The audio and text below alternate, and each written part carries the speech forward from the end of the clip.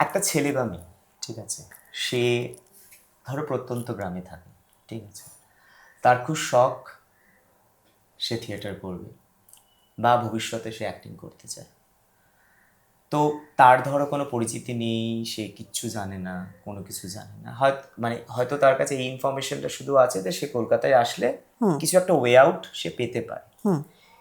কিন্তু তার রুট ম্যাপটা কি হতে, মানে কি হওয়া উচিত? মফস্বলে প্রচুর থিয়েটার দল আছে। সবসময় আমার মনে হয় যে এটা একটা পাওয়ার পলিটিক্স। তো মানে কলকাতায় আসলেই তোমার আর্ট প্র্যাকটিস হবে বা যে কোনো জিনিস হবে, কলকাতার বাইরে হবে না, এটাই তো। আমি প্রযোদার সাথে কাজ করেছি, আমরা তেহট্টতে গিয়ে শ্যুট করেছি, সেখানেও কিন্তু অ্যাক্টার আছে। আর সেখানে লালন বলে একটা দল আছে যারা রেগুলার থিয়েটার করে।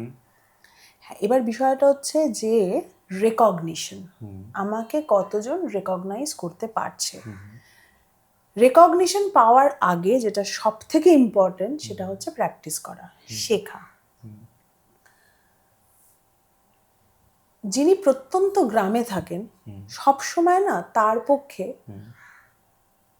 একটা জায়গায় গিয়ে শিখে ওঠা সম্ভব হয় না।